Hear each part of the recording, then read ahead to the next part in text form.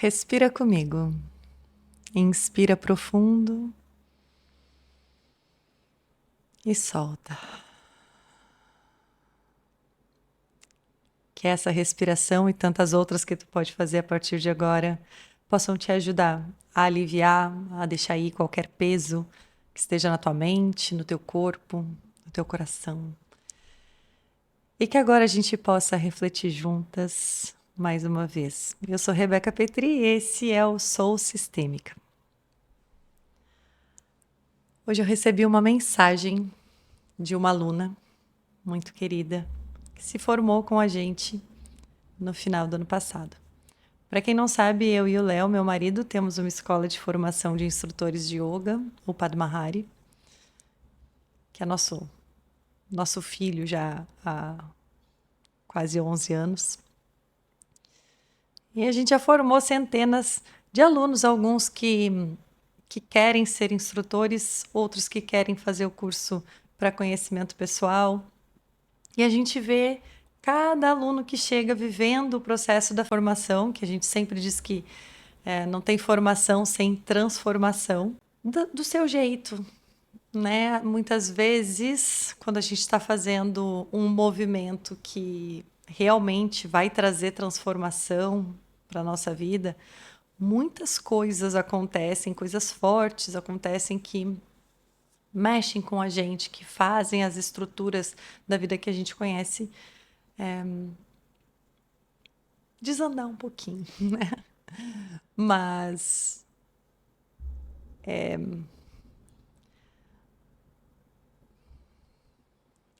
de uma forma geral, quem não desiste no meio do caminho, a gente não teve muitas desistências ao longo desses 11 anos. Eu acho que, sei lá, uns 3 alunos talvez desistiram. Mas a maioria foi até o final e a gente viu transformações lindas. Eu queria trazer o exemplo dessa aluna, que está aqui, fresquinho, na minha memória. Eu estou sentindo ainda o que ela me trouxe e me fez refletir. E eu gostaria de compartilhar isso com vocês. Ela me enviou uma mensagem dizendo que ela vai começar a dar aula em um espaço que chamou ela. Ela disse que tinha começado a fazer esse movimento de ir atrás, né, de começar a dar aula. Ela se formou no final do ano passado, ela teve o período de estágio dela, mas ela teve alguns problemas pessoais e não começou logo esse movimento de continuar dando aula depois do estágio. E ela me mandou a mensagem, primeiro uma mensagem feliz, ai, prof, queria te contar uma novidade e tal. Deu, olha que notícia maravilhosa, tenho certeza que vai ser incrível.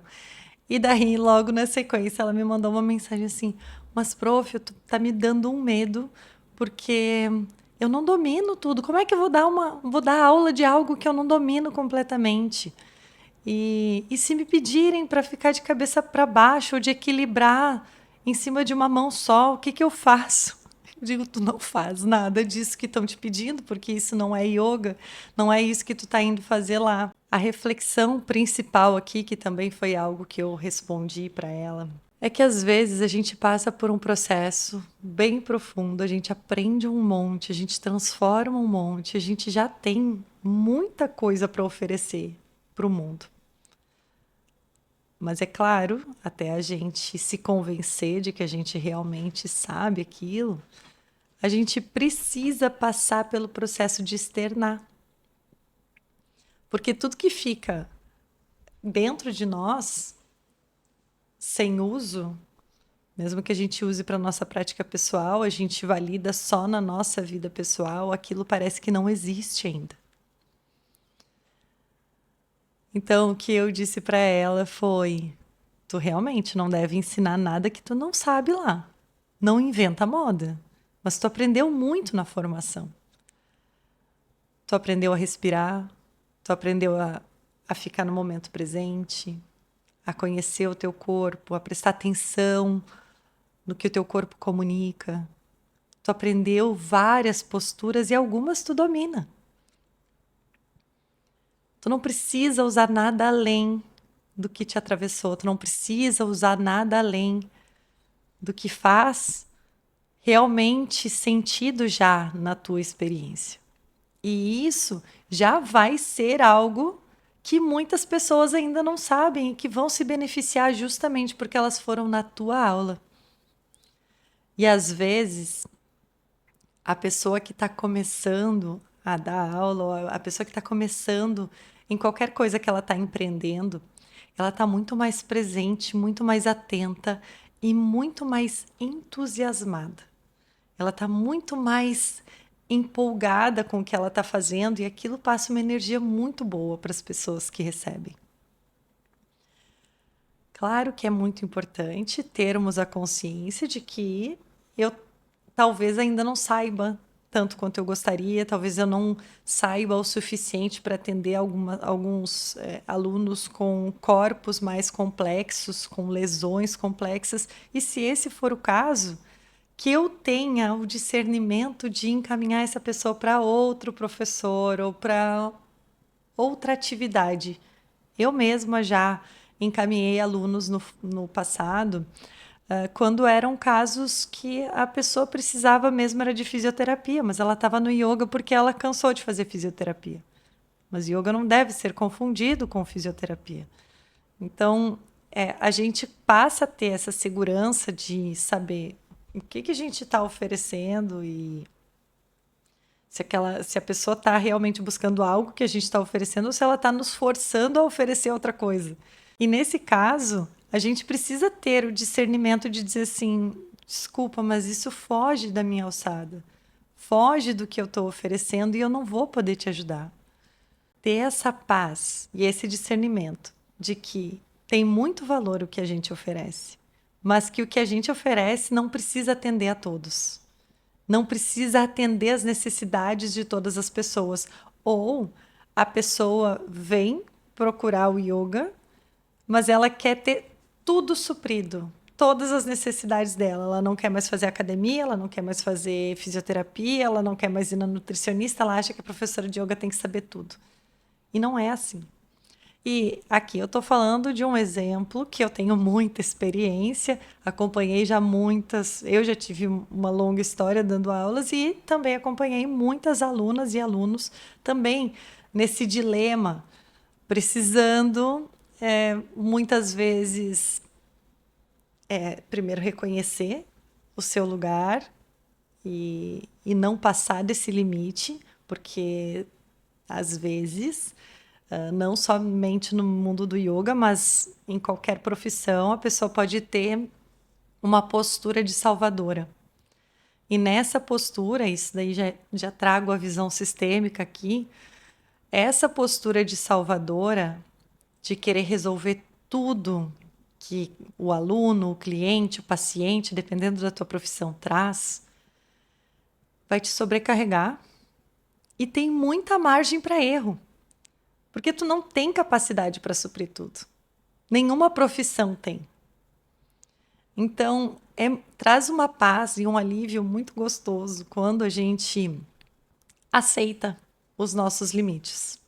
A gente reconhece o nosso valor, mas a gente aceita os nossos limites.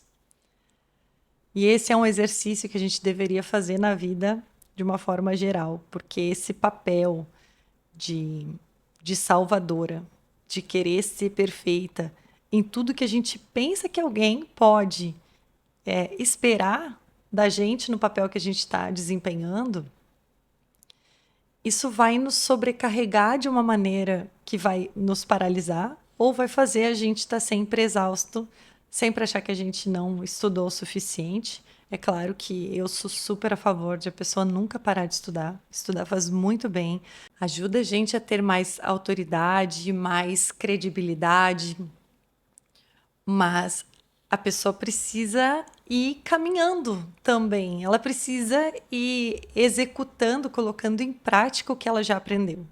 Porque senão fica um acúmulo de conhecimento que ficou só no mundo do intelecto, num mundo que não existe de verdade. Nosso conhecimento ele existe quando ele é passado adiante, quando ele é colocado para uso, quando ele é usado principalmente para servir a vida. Qual vida? A nossa, a das pessoas que estão na nossa volta, a das pessoas que vêm ao nosso encontro buscar o nosso serviço. Então, às vezes, a gente fica um período gigantesco se preparando para algo. A gente nem sabe exatamente para que a gente está se preparando. Mas esse preparo ele fica falho quando falta a experiência.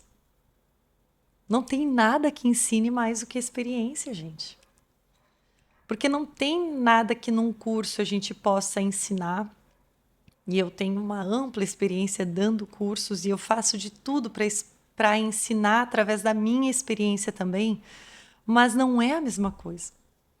Eu mesma, nos cursos que eu já fiz, eu aprendia até, né, pelo que os professores falavam, e eles falavam algumas coisas que eu duvidava um pouco, eles falavam, acredita em mim, porque eu já passei por isso. E eu sou do tipo de pessoa que tenho dificuldade em aprender no amor, como dizem, né? Em aprender através da experiência do outro.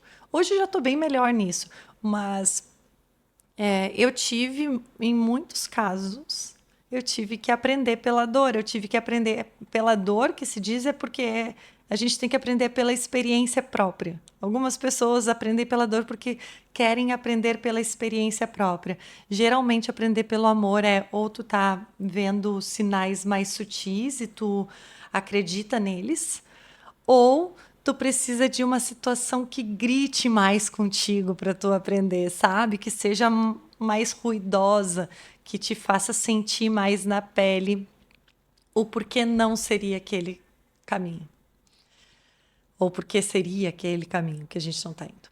Agora tu imagina se essa aluna tivesse me mandado a mensagem e eu tivesse visto e eu também não tivesse confiança no curso que eu dei, né? No curso que a gente deu aqui na escola. E eu dissesse para ela, realmente não. Se tu não tá segura, então não começa a dar aula. Quem sabe faz o curso de novo ou faz outro curso. Eu poderia vender um monte de curso para ela. Mas eu sei que não é de mais curso que ela precisa para começar. Ela vai precisar sim de mais cursos para refinar, mas para começar, ela precisa começar. A primeira formação ela já tem, o início do caminho ela já tem, ela precisa agora colocar em prática o que ela já sabe. Então, falando aqui contigo, que está aqui me ouvindo, o que tu já sabe que tu não está colocando em prática? O que tu já estudou? Qual é o plano que tu vem fazendo e talvez venha aperfeiçoando? Hoje em dia, daí tu vai lá e conta teu plano pro ChatGPT e daí ele te diz que é maravilhoso e tu te contenta com aquilo. Tu te contenta com o elogio do ChatGPT ou com o plano que tu tá fazendo e aquilo nunca sai do papel. Não te acomoda nisso. Não deixa passar o entusiasmo de algo que tu acabou de aprender. Coloca em uso. Ajuda alguém, faz gratuito se for necessário, se tu não tem confiança para cobrar.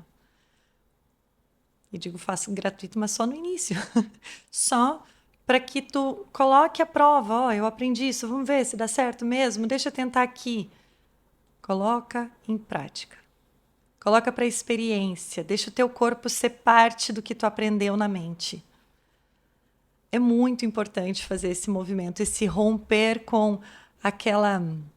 Parece que a gente estuda algo e a gente vê assim um portal se abrindo, né, na nossa frente de possibilidades, mas a gente não tem coragem de dar o passo para dentro daquela porta e descobrir o que tem do outro lado. A gente fica ainda preso nos padrões de. O que acontece às vezes é a gente achar que para a gente estar pronto para começar um movimento, a gente tem que saber o que a professora sabe. Gente, o que eu sei hoje eu acumulei em praticamente 15 anos. Estudando, praticando, dando aula. No início eu não sabia tudo que eu sei hoje. Claro que não. As primeiras turmas de formação foram nossas cobaias, maravilhosas. Temos muito amor pelas pessoas que estavam lá no início e por todas que passaram por nós, mas elas receberam, de certa forma, algo muito especial de nós. Eles não receberam toda essa experiência, mas eles receberam a nossa coragem, a nossa empolgação de estar criando algo novo. Tava tudo fresquinho depois da nossa primeira viagem para a Índia.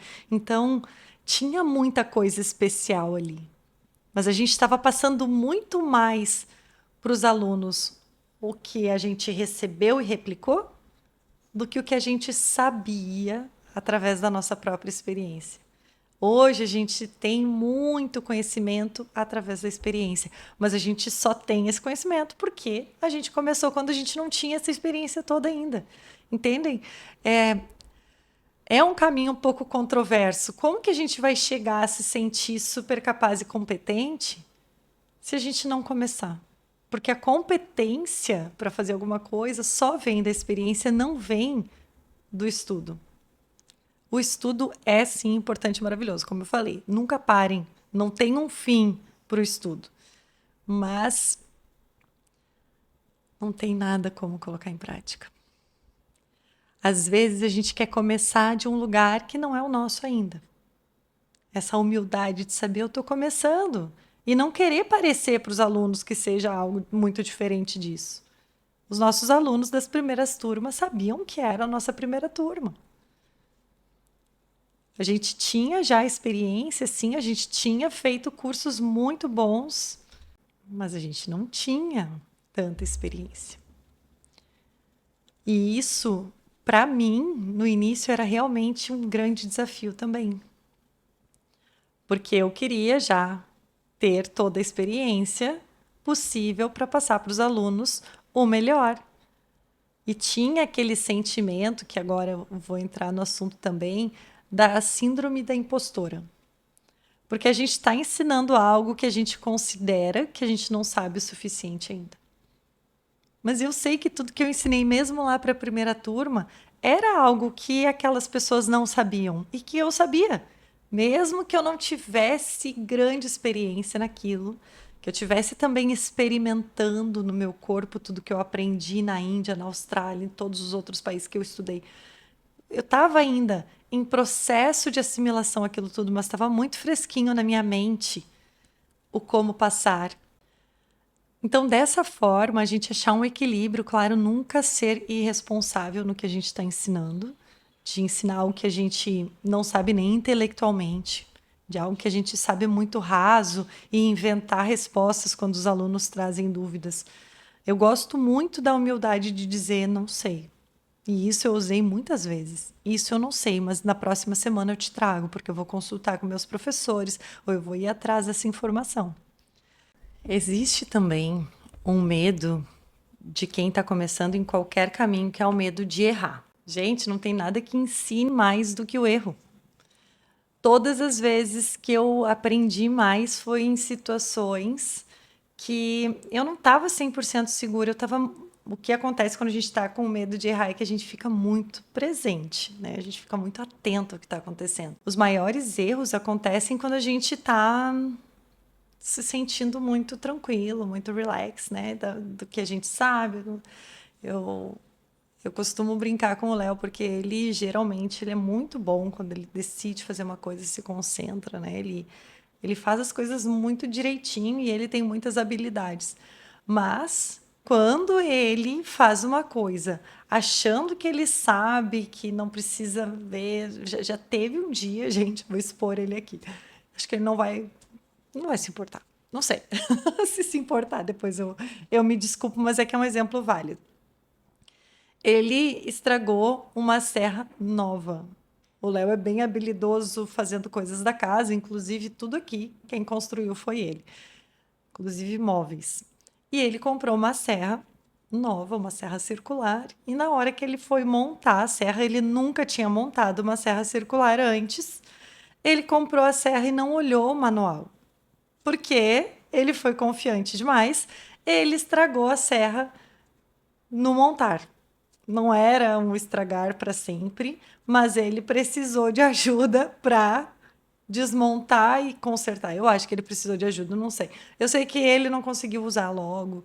E, e aquela situação foi assim, porque ele não estava tão presente, ele não estava naquela humildade de isso aqui eu não conheço ainda, isso aqui eu não sei fazer, eu vou dar uma olhadinha pelo menos.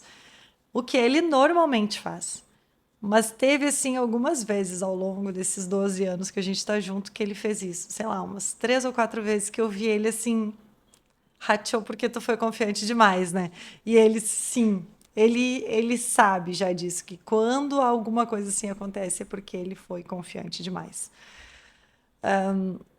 A confiança, ela não é também um problema. É só quando ela nos faz perder aquela humildade de será que eu sei o que eu tô fazendo? Claro, eu dei o exemplo dele, talvez eu tenha os meus, mas que eu não lembro agora. Eu tô lembrando só do exemplo dele que eu observei de camarote.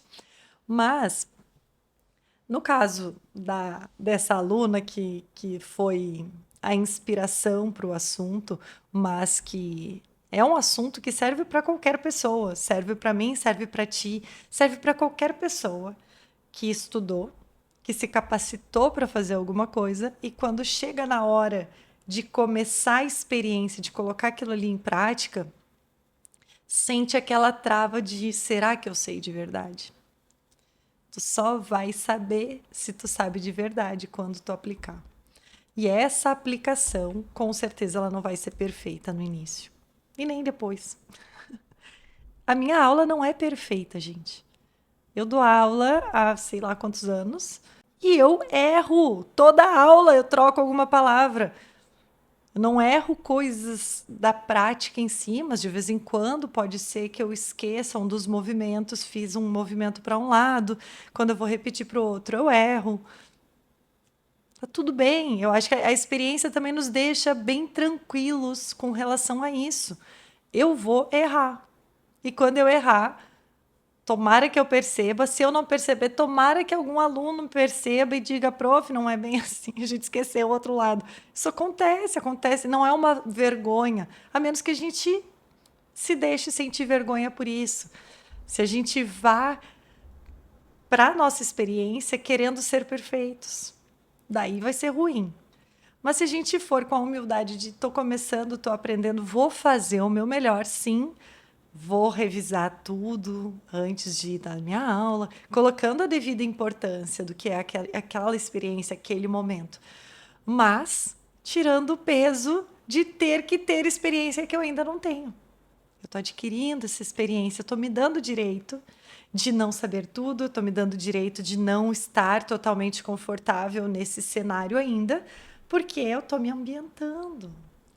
E nessa ambientação é muito gostoso, gente, porque a cada aula que a gente dá, eu estou dando o exemplo aqui da aula, mas se tu tá numa outra experiência, a cada vez que tu enfrenta a experiência que tu tem medo, mas que tu sabe que tu te preparou para aquilo ali, e tu vai vencendo um dia depois do outro, uma aula depois da outra, uma experiência depois da outra, tu vai ficando mais confiante, tu vai criando uma relação com os teus alunos e com as pessoas, caso tu não dê aula de yoga, tu faça outra coisa da tua vida, mas que tu tenha algum contato com aquilo, e tu vê o resultado do que tu faz.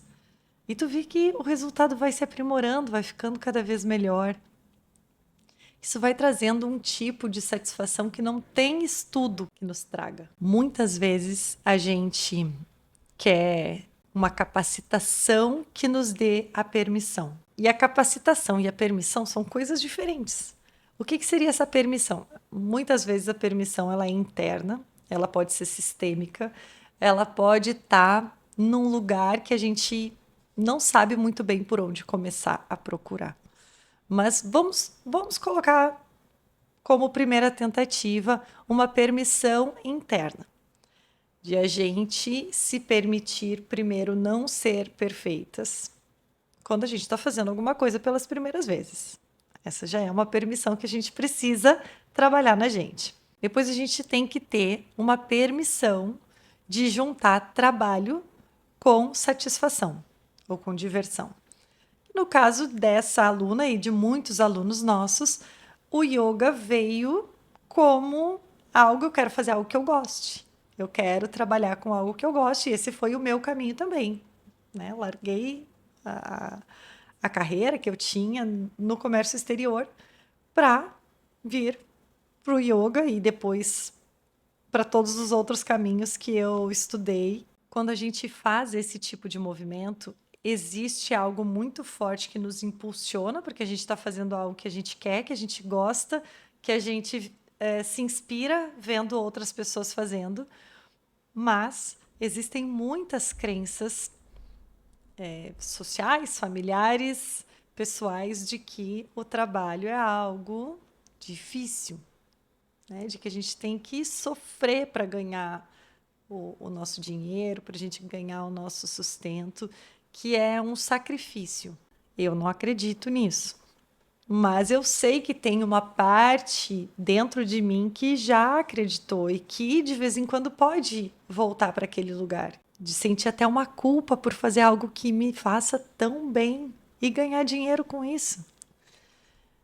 E pode ser então esse tipo de permissão que esteja impedindo a pessoa de começar ou de continuar quando ela já está até fazendo um movimento legal e está gostando, está se divertindo, está ganhando bem. Tem a permissão de prosperar também, que às vezes a pessoa vai fazer algo que ela gosta tanto e ela, com essa energia de gostar, é certo que vai dar certo. É certo que ela vai ficar muito bem e vai prosperar. E daí a gente tem, muitas vezes, sistemicamente, algo que não nos permite passar do ponto de prosperidade que os que vieram antes de nós tiveram na nossa família de origem. Esse é um ponto que pega muitas pessoas, mas que não precisa ser o teu caso. Não precisa ser mais o caso de qualquer pessoa que tenha consciência disso. Ah, mas eu tenho consciência, ainda assim não consigo. Talvez seja o caso de se trabalhar um pouquinho mais, de buscar ajuda, de fazer uma constelação ou algum outro tipo de terapia que faça sentido para ti. Mas eu estou trazendo esses casos, assim como todas as reflexões que eu trago, para que quem está aqui refletindo comigo possa começar a observar em si. Será que eu também faço isso? Será que eu também estou estudando mil coisas, às vezes aprofundando muito num caminho, ou abrindo o leque demais, querendo estudar um pouco de cada coisa e confundindo a minha mente, não conseguindo colocar nada em prática, porque eu estou ainda num momento de indecisão infinita, porque nada parece que eu sou boa o suficiente ainda para começar a ter a experiência.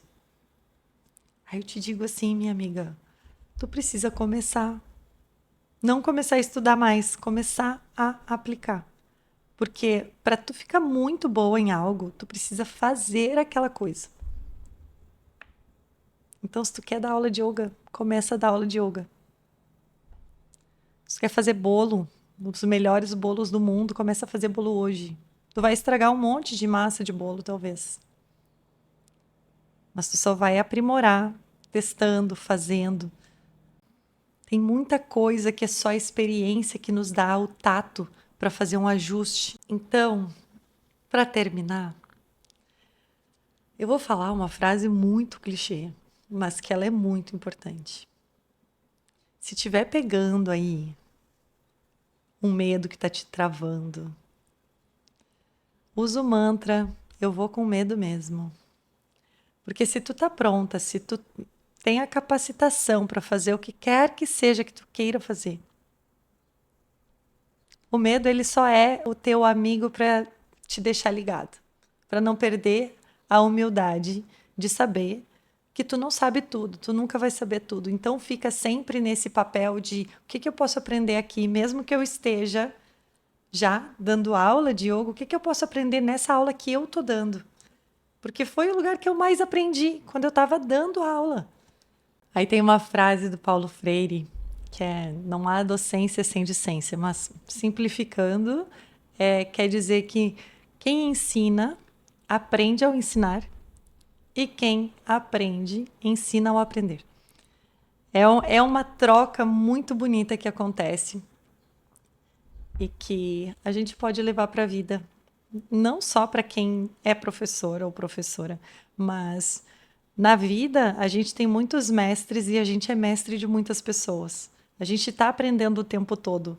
Às vezes a gente não se dá conta do quanto da vida a gente não sabe ainda, o quanto que a gente ainda não sabe nem viver a nossa própria vida, o quanto a gente não entende da vida que a gente ganhou, do corpo que a gente ganhou para viver ela, da forma como a gente se relaciona. Então, minha dica de hoje é bem educacional. Eu amo esse assunto sobre ensinar, aprender e ter experiências.